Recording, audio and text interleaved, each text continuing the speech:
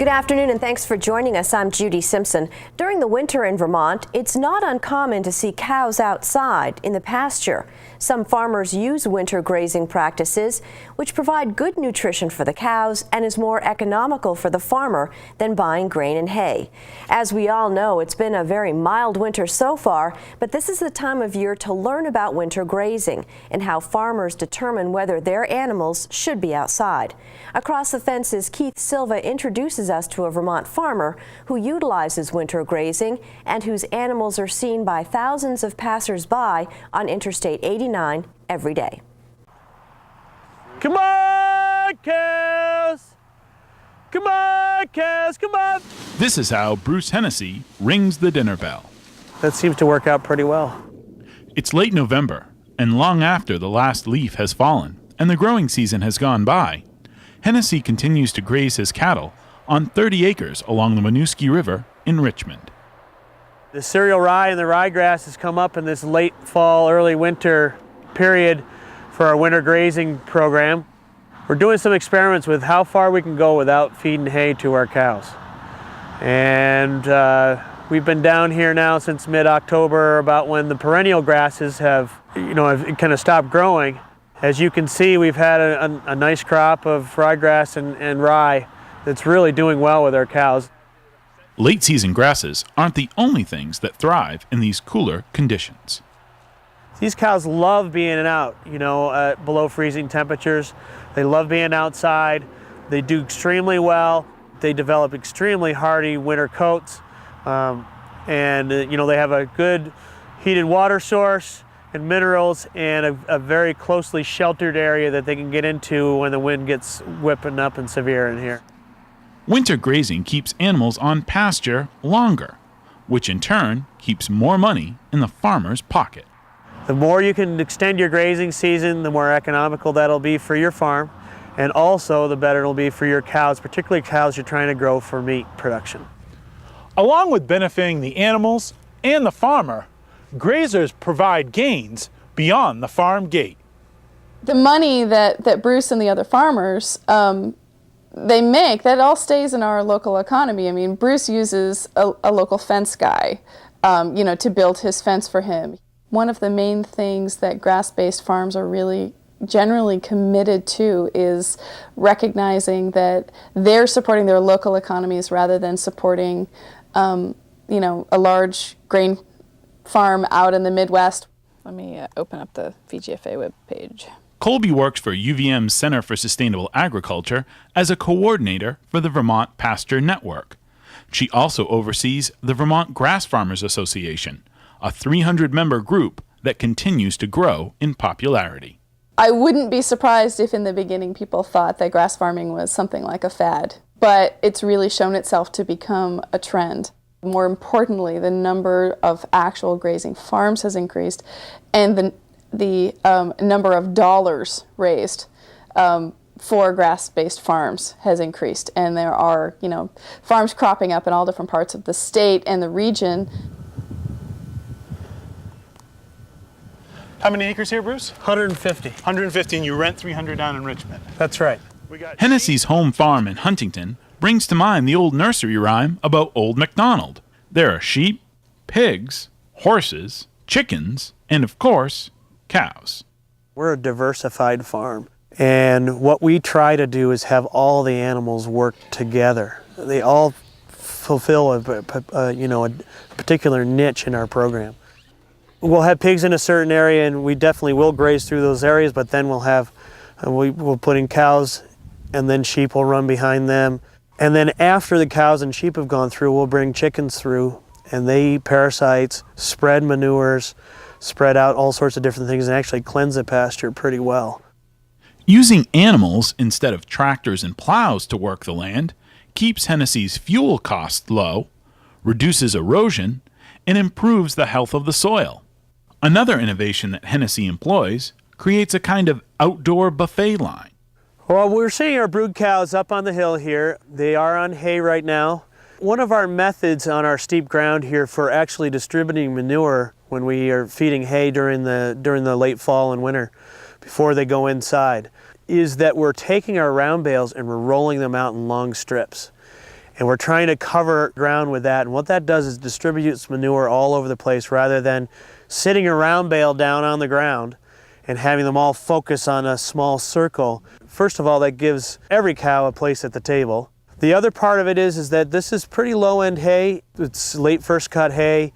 It's something that you do see some waste out here, but we don't think of it as waste. We think of it as additional organic matter for the soil.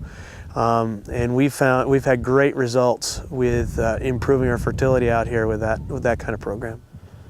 The practices of sustainable agriculture that are being used on this farm extend from Hennessy's own passion and philosophy.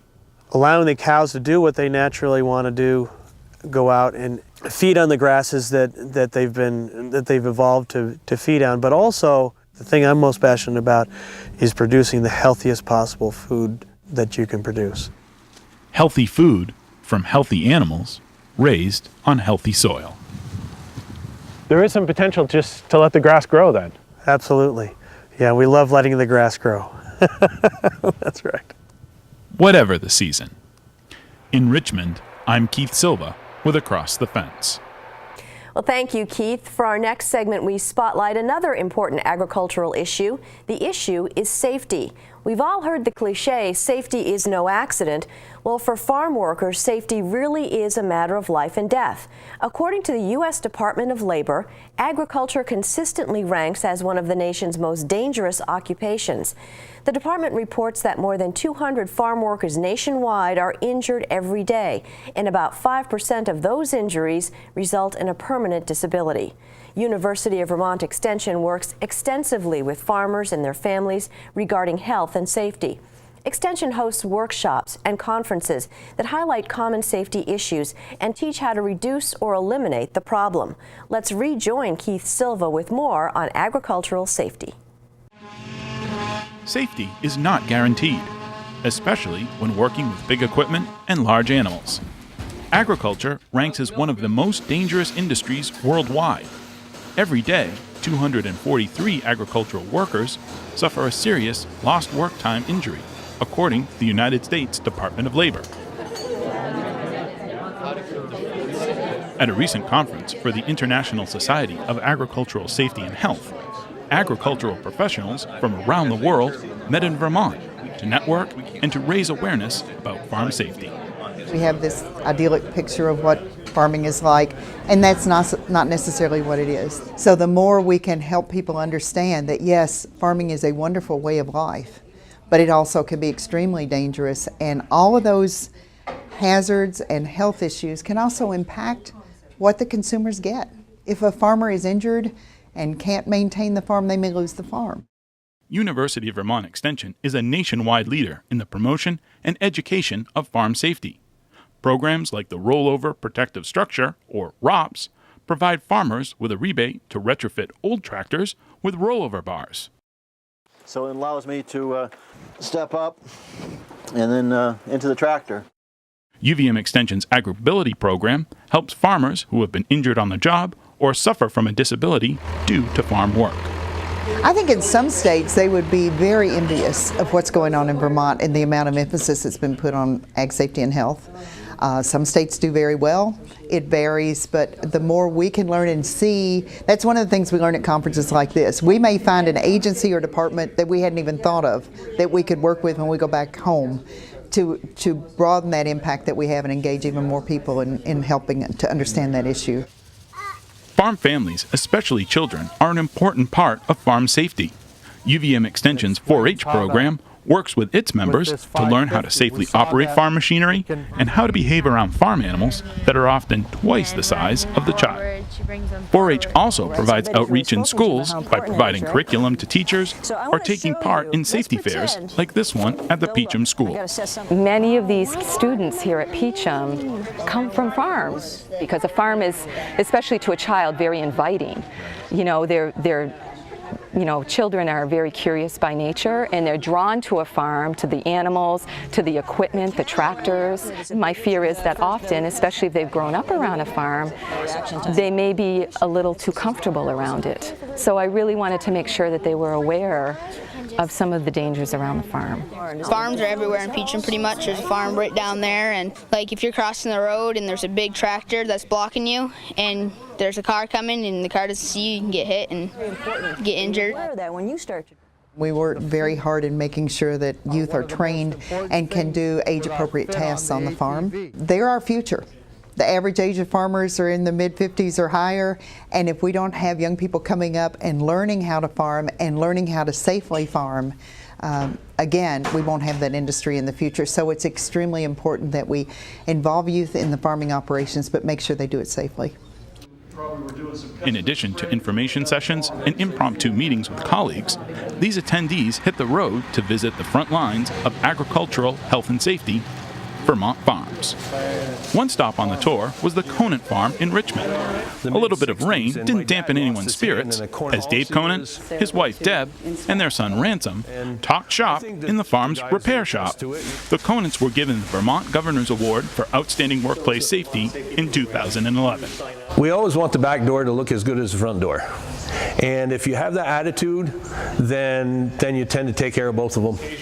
There's a zero tolerance for any accidents, and so it's paramount to all of us. It's the most important thing that we can focus on. Everybody kind of sat here and we talked about safety issues. And Vermont dairy farms are small compared to other operations around the country. Large or small, safety always comes first. They have a farm safe program for this operation here. Not a lot of our farmers in Missouri have that type of program, and so that's a program that would be of benefit and interest to our Missouri dairy operators that are very large. As the tour went through the barn and the milking parlor, Funkenbush saw several things that she's going to bring back with her to the Show Me State. It is important to know and understand where our food comes from, but it's also very important to make sure that we keep the individuals that are producing our food production safe and healthy. And that is critical, and that's why we're here today. We're here to learn the importance that safety does come first, that health does come first, because if you don't have a healthy, safe family, you can't have good food. You can't have a good, healthy product out there for our American folks. Kelly Donham of Iowa was impressed by how the Conants make safety and health concerns a part of their daily chores and routines. As this particular farm right here has cut out sort of a wedge in their production system and their management system that includes safety. And I think too many of our farms, you said they're bigger in Iowa than they are. And it's not uncommon we're farming 3,000, 4,000, 5,000 acres. And that issue of safety is not on the radar screen.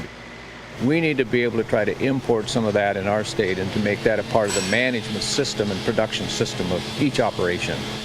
One phrase that is often heard during discussions about farm safety is, "It can't happen to me." Donham believes that farmers need to realize that there is no truth to this statement. So we need to, to try to create that situation that it can happen to us. It really can. When you think about that and all of the things that happen, it's not just you, but the tremendous effect on your whole family when that happens, a tremendous effect on the community. We need to keep that in mind. You can't afford any accidents, and we don't want anyone to be hurt, whether it's to slip off a loader or a skid steer loader because you didn't go down the steps the right way, or and it sounds a little bit hokey, but you say, guys, hey, how about turning around and going down the right way, On the farm or in conversations with colleagues, these agricultural professionals are always thinking safety first. In Richmond, I'm Keith Silva with Across the Fence. Well, thanks, Keith, and thank you for joining us. That's our program for today. I'm Judy Simpson. I'll see you again next time on Across the Fence.